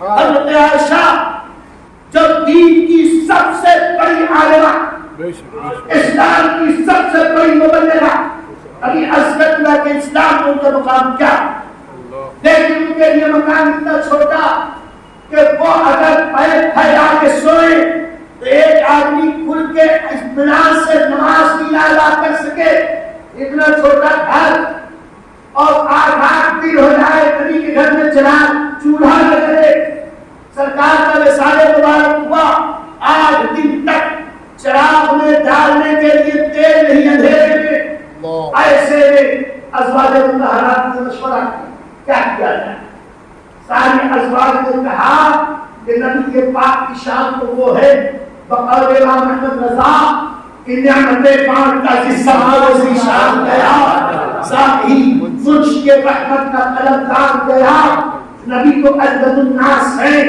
سب کو نوازتے ہیں، ان کے نام اور ذات کی برکت سے سارے مسلمانوں کا بیڑا پار ہوا، اور ہم ہی تکلیف میں ازواج مطہرات نے ایک ساتھ میں کی آقا علیہ السلام کی بارگاہ میں عرض، یا رسول اللہ صلی اللہ علیہ وسلم ہمارا خرچہ بہت کم ہے، خرچ کچھ بڑھایا ہے، ان کا یہ مطالبہ ناجائز نہ تھا، بالکل درست تھا، لیکن خدا کی مشیت کچھ اور تھی اور رسول کی مرضی کچھ اور تھی۔ اللہ نے ملاحظہ فرمایا کہ رسول اللہ صلی اللہ علیہ وسلم سے ان کی بیویاں کہہ رہی ہیں یا رسول اللہ اضافہ کیا جائے، خرچے میں اضافہ کیا جائے، اللہ نے قرآن نازل کیا اور آیات کا مفہوم یہ، اے نبی اپنی بیویوں سے کہہ دو اگر تمہیں دنیا کے مال و دولت کی خواہش ہے تو کہ نبی تمہیں دنیا کی بے حساب دولت دے کر تمہیں آزاد کر دے، اور اللہ ان تمہارے بدلے تم سے بہتر، تم سے خوبصورت، تم سے پارسا، تم سے پاکیزہ نئی بیویاں اپنے محبوب کے لیے مہیا۔ اللہ آیت تقریر نازل ہوئی، جب آیت نازل ہوئی آقا کریم علیہ الصلوۃ والتسلیم اپنے صحابہ سے اپنی ازواج سے یہ بیان کرنا چاہتے تھے، لیکن چاہتے تھے کہ ان کا برا نہ ہو، تو سب بیویوں کی بجائے سب سے پہلے بیوی عائشہ کے پاس اس لیے جانتے تھے میری بیویوں میں سب سے زیادہ عقل مند، سب سے زیادہ سعادت مند، سب سے زیادہ علمی شعور رکھنے والی، سب سے زیادہ متقی، سب سے زیادہ دیندار، سب سے زیادہ پرہیزگار، اور سب سے زیادہ مجھ سے محبت کرنے والی، بھلے برے کی تمیز کرنے والی اگر کوئی ہے تو عائشہ ہے۔ وہاں گئے اور کہنے لگے اے عائشہ میں آج اللہ کا ایک حکم تمہیں سنانے والا ہوں، لیکن فوراً جواب مت دینا، اجلت مت کرنا، تمہیں ایک اختیار دیا جا رہا، اس بارے میں تم پہلے اپنے والدین سے، خاص طور سے اپنے والد ماجد حضرت صدیق اکبر سے مشورہ کر لینا، اس کے بعد جواب دینا۔ آقا کریم سمجھ رہے تھے اور ساتھ میں ذرا غصے کی تیز ہوتے ہیں، عورتوں کو اللہ تعالیٰ مردوں کے مقابلے میں ذرا عقل و شعور تک جذباتی زیادہ ہوتی ہے، کہیں جذبات میں کوئی غلط فیصلہ نہ کر دے، اس لیے صدیق اکبر کا کہا کہ اسے مشورہ کرنا، اور کہا یہ آیت سنا کے کہا کہ مجھے رب نے حکم دیا اگر تم لوگ دنیا کی دولت کے خواہش مند ہو تو میں تمہیں ڈھیر ساری دولت دے کر، بے حساب دولت دے کر تمہیں آزاد کر دوں، اور اللہ اس کے بدلے میرے لیے تم سے حسین، تم سے خوبصورت، تم سے زیادہ دیندار، تم سے زیادہ علم والی، تم سے زیادہ پاک پاک اور تم کا اللہ میرے لیے انتظام کرنا قدرت والا پروردگار۔ حضرت عائشہ رضی اللہ عنہا نے جیسے ہی سنا قربان ان کی عقل پر، قربان ان کے شعور پر برجستہ کہتی ہے یا رسول اللہ کیا ضرورت ہے کہ میں اس معاملے میں اپنے والد ماجد سے مشورہ کروں؟ میں خود فیصلہ کرتی ہوں، مجھ کو دنیا کی دولت نہیں چاہیے۔ یا رسول اللہ آپ کا قدم ناز چاہیے، مجھے دنیا کی دولت کی کوئی پرواہ نہیں۔ اور جب یہ فیصلہ دوسری ازواج نے سنا اور سب نے بھی یہی کہا یا رسول اللہ آپ کے اوپر سب کچھ قربان ہے، ہمیں دنیا نہیں چاہیے۔ باعث تخلیق کائنات رسول پاک کی مرضی پاک ہے، خدا کی رضا چاہتے ہیں اور خدا چاہتا ہے رضا محمد صلی اللہ علیہ وسلم۔ حضرت عائشہ رضی اللہ تعالیٰ عنہا کے اس کلام کے بعد ساری ازواج نے بھی کہا اور پھر اللہ نے اپنے محبوب پر پابندی لگائی۔ اب آیت نازل، اے محبوب آج سے تمہارے لیے یہ حلال نہیں، یہ جو عورتیں ہیں ان عورتوں کے علاوہ کوئی مزید کسی عورت کا اضافہ، یہ ممانعت اس وقت آئی مثال اقدس سے چند دن پہلے، اب نہیں کر سکتے۔ یہ ازواج وہ ہیں جو اللہ نے اپنے محبوب کے لیے پسند کرے، جسے اللہ پسند کرے اس پر اعتراض کرنے کا ہمیں کوئی بات بہت لمبی ہوئی۔ اخیر میں تو اختصار کے ساتھ اجمال کے ساتھ چند باتیں عرض کر دوں، چند منٹ۔ آقا علیہ السلام نے یہ جتنی شادیاں کی تھی اس لیے نہیں کی تھی کہ اپنے جنسی جذبات کو تسکین دے، اللہ نے انہیں بڑا صابر اور بڑا قانع بنایا تھا۔ بات صرف یہ تھی اللہ کی مرضی تھی کہ رسول اللہ صلی اللہ علیہ وسلم کی اتنی بیویاں۔ ابھی میں نے حضرت عائشہ کے بارے میں بتایا کہ حضرت عائشہ کی شادی اللہ کی پسند سے ہوئی، 3 بار آپ نے دکھایا گیا تھا۔ وجہ کیا تھی؟ اللہ کی مرضی یہ تھی کہ نبی پاک صلی اللہ علیہ وسلم دین کی مکمل تبلیغ پر۔ میرے آقا صرف مردوں کے نبی نہیں تھے، میرے آقا عورتوں کے بھی نبی تھے، اور یہ عورتوں کے مسائل آسانی کے ساتھ نہیں بتائے جا سکتے۔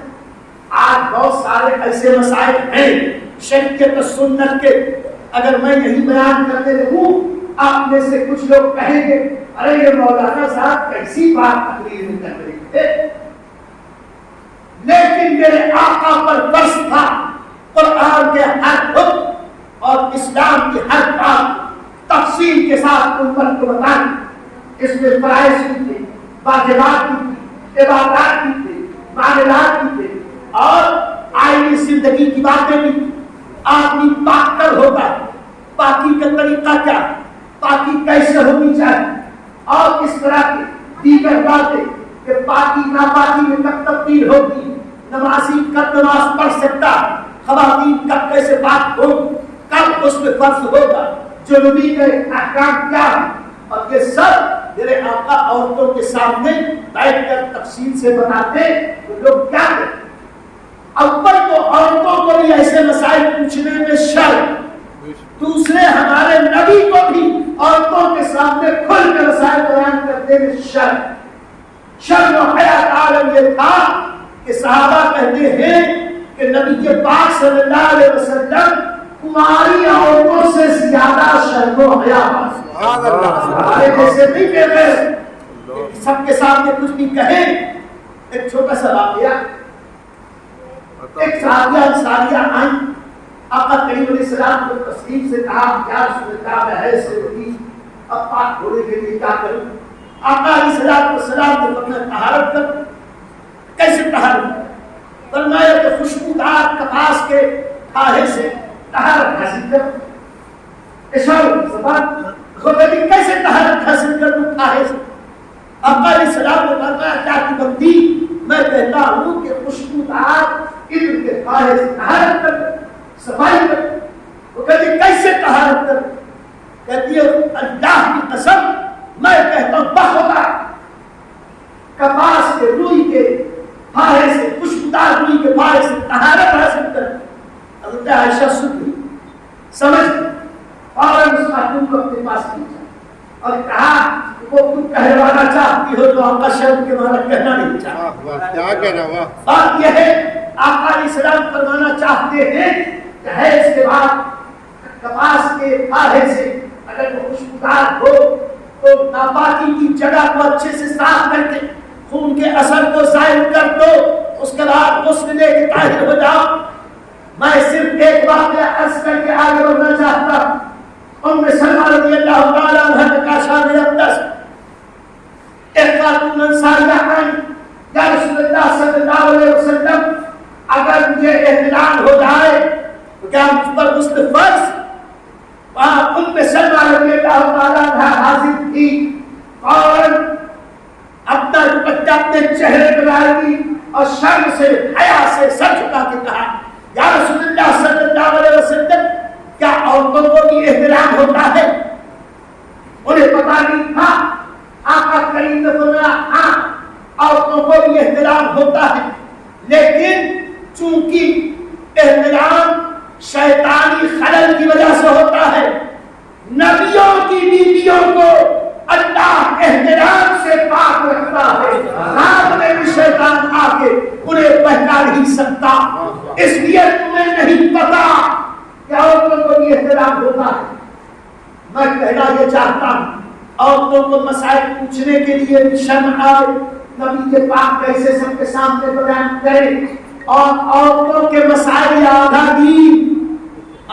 دین مردوں کے مسائل کو ابو بکر بیان کرے, عثمان بیان کرے, عمر بیان کرے, عثمان بیان کرے, عمر بیان کرے, طلحہ بیان کرے, زبیر بیان کرے, سعید بیان کرے, سعد بیان کرے, عبد الرحمن بیان کرے, ابو ہریرہ بیان کرے, عبداللہ بن عمر, عبداللہ بن عمرو بیان کرے, عبداللہ بن مسعود بیان کرے, راوی صحابہ بیان کرے, رضوان اللہ تعالی علیہم اجمعین. عورتوں کے مسائل کون بیان کرے گا؟ پوچھنے میں شرم نہیں.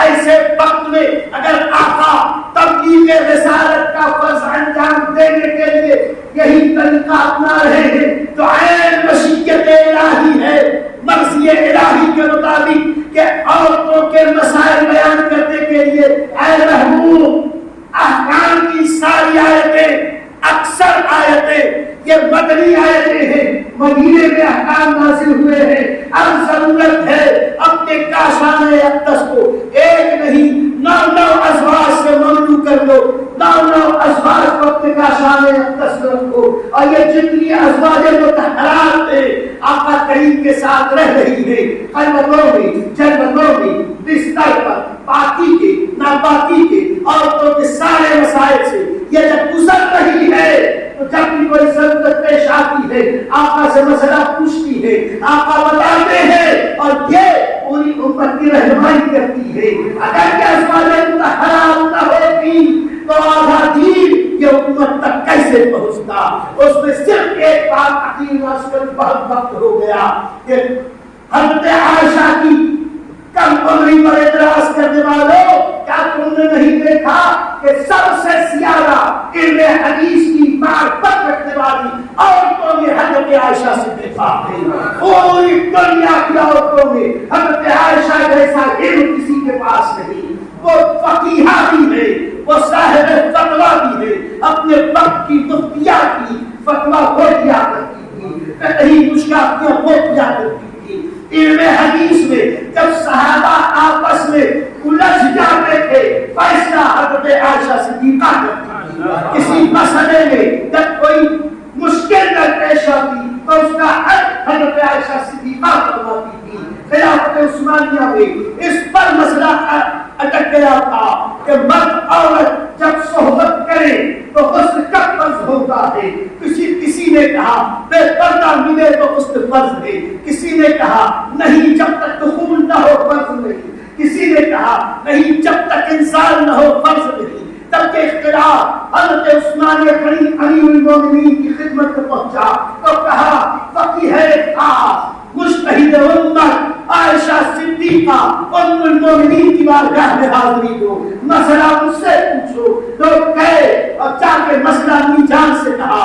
امی جان نے ایک جملے میں جواب دیا, جب خطرہ خطرے سے مل جائے تو ہم پر فضل فرض ہو جاتا ہے. اس سے مسئلہ یہ واضح ہو گیا وہ دن ہے عکاس کا دن. ہماری ماں اس ایک جملے پر سارے مجتہدین فتویٰ دے رہے ہیں اور اس کی تفصیل پوچھنا ہو جاننا ہو یہ مفتیان کرام کے پاس چلے جانا کہ انشاءاللہ بتا دیں گے. پہلے کہنا یہ ہے اگر ازواج مطہرات نبی کے کاشان اقدس نہ ہوتی آدھا دین امت تک کیسے پہنچتا امت تک پہنچانا تھا. کئی حضرت عائشہ ہے 9 سال تک کاشان اقدس میں رہی دن میں رہی رات میں رہی صبح میں رہی شام میں رہی. آخر وقت تو وہ حال تھا کہ حضرت عائشہ فرماتی ہے آقا کریم آخر وقت میں کئی دن میرے حجرے پاک میں جمع ہوا تھے جس وقت اس دنیا سے سرکار گئی. سرکار کے دہن اقدس میں سب سے آخری چیز جو گئی ہے وہ میرا لباب دہن ہے. تفصیل بھی بتائی ہوگی کہ کس طرح میرے بھائی عبد الرحمن بن عوف آئے تھے. آقا علیہ السلام نے اشارہ فرمایا وہاں مسواک لگی ہوئی تھی. میں سمجھ گئی میں نے کہا کہ بھائی عبد الرحمن مسواک دو. اس وقت آقا کریم میری گود میں تھے. سرکار کا سر اقدس میری دانتوں پر تھا. میں اور اوپر کیے ہوئے تھی. میری گردن اور سینے کے درمیان آقا کریم کا سر اقدس. میں نے مسواک لی آقا کریم کی خدمت میں پیش کی. آقا علیہ السلام نے جب اس مسواک فرمانی چاہی وہ سخت تھی. فرماتی ہے میں نے اسے لے لیا لے کے اپنے دانتوں سے نرم کیا اسے پونچا کیا. میرا جواب دہن اس مسواک کو لگا اور آخری مسواک جو سرکار نے کی میرے جواب دہن کے ساتھ فرما لی. سرکار کا وصال میرے گھر میں ہوا اور سرکار میرے حجرے میں ایک ہی لحاظ میں ہوتے تھے اور قرآن نازل ہوتا رہتا تھا. میں وہ کہ آخری بار میرا جواب سرکار کے دہن اقدس میں ہی آپ پہلی وہ خاتون کہ جو سرکار کی خدمت میں باقرہ حاصل ہوئی. اب میں وہ واحد نبی کی پاک بیویوں میں واحد بیوی کہ میری ولادت کے وقت میرے والد بھی مسلمان ہو چکے تھے میری والدہ بھی مسلمان ہو چکی تھی. پاک خون سے اور پاک دودھ سے پل کر کے دنیا میں آئی تھی اور اللہ کے نبی سب سے زیادہ مجھے کو چاہتے تھے. اور سرکار کا جب وصال ہوا فرماتی ہے کہ میری گردن اور سینے کے درمیان سرکار کا سر اقدس تھا اور سرکار کی روح قبض رسولی سے پرواز کر گئی تھی. میرے دوستو جس وقت 9 سال کی اور 9 سال تک بی بی عائشہ نے دین سیکھا خوب سیکھا ایسے مسائل جو خاص عورتوں کے ہیں سب سیکھا. اور جس وقت آقا اس دنیا سے گئے 18 سال کی ہوئی تھی. اب اس کے بعد 48 سال تو بلا اختلاف اب ام المومنین حیات نہیں یعنی تقریباً نصف صدی تک 50 سال تک میرے آقا کی امتیوں کو عورتوں کے مسائل سکھانے والی مفتیہ تھی حضرت عائشہ صدیقہ. اللہ کی مرضی یہی تھی کہ عائشہ جیسی صحیح عقل مند سوجھ بوجھ والی قوت حافظہ والی میں اپنے محبوب کے کاشان اقدس میں رکھوں. میری مرضی ہے کہ 63 سال کی عمر میں انہیں اپنے پاس بلا لوں لیکن سرکار کی امتیوں کو 50 سال تک نبی کے دین کی تبلیغ کر کے اسلام کو صحیح شکل میں دنیا تک پہنچا کر ام المومنین نے قیامت تک کی عورتوں پر وہ احسان کیا ہے وہ احسان کیا ہے کہ سارے امتی مل کر بھی ام المومنین حضرت عائشہ کا یہ احسان کا مطلب نہیں چکا سکتے. میرے دوستو اس طریقے سے آج جو کچھ میں نے کہا ایک شعر کی توسط سے اگر عرض کرے کہ طوفان دانے سے چشم فائدہ تو کون بھی بہت ہے کہ کچھ اثر کرے. اور آج جو کچھ بھی ہے یہ آغاز پاک ہے سبحان کا. ابھی اس پر تو بہت ساری باتیں ہیں. آقا کریم نے یہ شادیاں کیوں کی اور آپ کیسے نازل ہوا. سب سے بڑی بات یہ ہے اس سے آقا کی شان اور بڑھتی ہے. سرکار کا معجزہ ہے کہ سرکار صلی اللہ علیہ وسلم اپنے ازواج کے ساتھ ایسی پیاری سے زندگی گزارے. کیا عرض کروں میرے دوستوں آج ہماری ایک ہے وہ تو ہماری مانگتی، وہ 9 تھی، لیکن اس کے باوجود سب سرکار سے اتنی محبت اتنی محبت اتنی محبت، سرکار صلی اللہ علیہ وسلم سب کے ساتھ کیسے تعلق ہوئے۔ آج تو ہم گھر میں جاتے بیوی کو لاکھ بھوسا مار کے اور اس پہ جاؤں سما کے شوہری چڑھاتے، ہم شوہر بناتے، اور بہادر ہے عورت کے اوپر دھوس سے بنتا ہے، عورت سے محبت سے ہنس بول کے بات کرنے میں تیری نانی بنتی ہے۔ آقا علیہ السلام کو تسلیم اپنے شان اقدس میں ازواج الاحرار سے جب بھی بات کرتے تھے چہرے پہ مسکراہٹ لاتے بات، سب کے دل نہیں فرماتے تھے۔ وہ گھر میں کچھ کام کرتی ہوگی بیٹھ کے ان کے کام کرنے لگتے، اپنے ازواج پاک سے اتنی خوشبیری فرماتے، کیا کیا نہ کرتے، ایسی ایسی باتیں تفصیل انشاءاللہ کے قریب اتنا سن لو کہ ان ازواج میں سب کی مرضی یہ تھی کہ سرکار صرف مجھے کو چاہے، مجھے کو چاہے، مجھے کو چاہے، اتنی محبت کرتی تھی کہ ایک بات سنے خوشی نہ۔ ایک دن ایسا بات سرکار صلی اللہ علیہ وسلم عدل انصاف بھی سب کے ساتھ کرتے، کبھی سفر پہ جانا ہوگا تو یہ نہیں کہتے کہ تو زیادہ پیار تو چل، تو زیادہ پیار تو چل۔ آج تو لوگوں کو 2-4 کرنے کی بڑی خواہش، لیکن عدل انصاف کرنے کے بارے میں مت یہ نئی نویری کو بہت نماز کے ہیں، پرانی والی کو ڈانٹتے، یہ شریعت میں جائز نہیں، قرآن کا فرمان 2-3-4 کرو اگر تم انصاف کر سکتے، انصاف نہیں کر سکتے ایک آقا سب کے ساتھ انصاف کرتے تھے۔ ایک بار سرکار نے یہ طے کیا کہ میں 2 ازواج کو لے جاؤں، بات سے حضرت حفصہ رضی اللہ تعالیٰ عنہ، حضرت عائشہ صدیقہ رضی اللہ تعالیٰ عنہ کا نام نامی آیا، یا حفصہ کے لیے حبیبہ رضی اللہ تعالیٰ عنہ کا نام، پہلے حضرت عائشہ اور زوج پاک کا نام آیا۔ اب یہ دونوں واپسی کے سفر میں تھے، اتفاق سے ان دونوں نبی کی بیویوں کے لیے رائے ہوئی، ایسا کرو تمہارے اونٹ پہ میں بیٹھ جاؤں، میرے اونٹ پہ تم بیٹھ جاؤ۔ یہ دونوں ایک دوسرے کے اونٹ پہ بیٹھ چلے۔ اب اونٹ تو مہنگی والا تھا، حضرت عائشہ کے اونٹ پر، وہ ان کے اونٹ پر حضرت عائشہ، نبی پاک صلی اللہ علیہ وسلم اپنی سواری مبارکہ دے کے چلے تو جو حضرت عائشہ والا اونٹ تھا اسی کے ساتھ چلے۔ سرکار کی فطری محبت چاہتے تھے کہ حضرت عائشہ کے اونٹ کے ساتھ چلے، انہیں کے اونٹ کے ساتھ چلے، اور جب وہاں پہنچ کے قافلہ منزل پہ رکا تو اس میں سے عائشہ کی بجائے دوسری والی تھی۔ اب یہاں حضرت عائشہ دیکھ رہی تھی، اب مارے غصے، دیکھیے ذرا سرکار سے مارے غصے کے وہاں اتری اور اتر کر جہاں بہت زیادہ گھاس پھوس تھی وہاں جا کر اپنا پیر ڈال دیا کہ اللہ سانپ آ جائے، بچھو آ جائے، مجھ کو ڈس دے، مجھ کو میرے اوپر مجھ کو کوئی چیز کی، مجھ کو ڈس دے، وہ اللہ کے نبی ہے، اے اللہ میں نبی کو تو کچھ نہیں کہہ سکتی، مجھے کو ڈس دے۔ یہ تھی محبت کی وہ مثال دنیا میں پیش کر سکتی۔ خیر کیا زندہ صورت باقی میرے دوستو، سرکار کے ازواج پاک اور کثرت ازواج پر کبھی بھی مت ذہن کو خراب کرنا، یہ تو اللہ کی مرضی سے ہوا۔ اب کیا باقی سن لو، یہ بھی حضرت ابراہیم علیہ السلام کی 3 بیویاں، حضرت یعقوب علیہ السلام کی 4 بیویاں، حضرت موسیٰ علیہ السلام کی 4 بیویاں، حضرت سلیمان، حضرت داؤد علیہ السلام کی 99 بیویاں، اور 100ویں سے شادی کرنا چاہتے، اور حضرت سلیمان علیہ السلام کے بارے میں کہ تو 300 یا 400 بیویاں، 400 بیویوں کے شوہر تھے حضرت سلیمان علیہ السلام، اور 1000 نوریاں بھی تھی حضرت سلیمان علیہ السلام۔ تو یہ سب اللہ کے نبی ہیں، یہ انبیاء و رسول ہیں، خدا کی اجازت سے یہ سب ہوتا تھا، اعتراض نہ کرو۔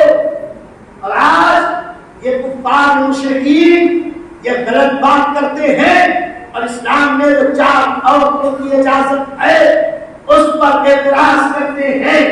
یہ جب جائز طریقے سے 4 عورتیں رکھنے کو اسلام نے، قرآن نے، خدا نے جائز کہہ دیا، کہ جائز طریقے سے، قانونی طریقے سے ہم 4 رکھیں، تمہارا پیٹ لگے، اور تم غیر قانونی طریقے سے زنا کے دروازے کھول کر 1000 عورتوں سے زنا کرو تو ان کو لائسنس اور پرمٹ دو، اور اس کے بعد کہو کہ اسلام بہت خراب مذہب ہے۔ ذرا دیکھو تمہارا راجا رام کا باپ کتنی عورت رکھا تھا، تم دیکھو راجا اندر کی کتنی عورتیں تھی، دیکھ لو کہ تمہارا کرشن کنہیا کتنی گوپیوں کے بیچ رکھتا تھا۔ اسلام پر بعد میں کرٹیسائز کرنا، ہمارا دین صاف ستھرا، دین فطرت ہے اسلام، اسلام کا قانون فطرت ہے، اس پر اعتراض نہ کرو۔ اگر نہیں سمجھ میں آتا آئے غلامان امام احمد رضا کے پاس، ہم نے بتائیں گے کہ اسلام دین فطرت ہے، اسلام سچا مذہب ہے۔ اللہ تعالیٰ ہم سب کو سچا پکا سنی صحیح ہونا کی مسلمان بنائے۔ کہ آپ معمار ملت چینل کو سبسکرائب کریں، لائک کریں، اور اپنے مفید مشوروں سے، کمنٹ سے، مثبت کمنٹ سے ہمیں نوازیں۔ آپ سے گزارش ہے کہ اس چینل کو زیادہ سے زیادہ سبسکرائب کریں تاکہ ہم ہمارے پیغام کو دنیا کے کونے کونے تک پہنچا سکیں۔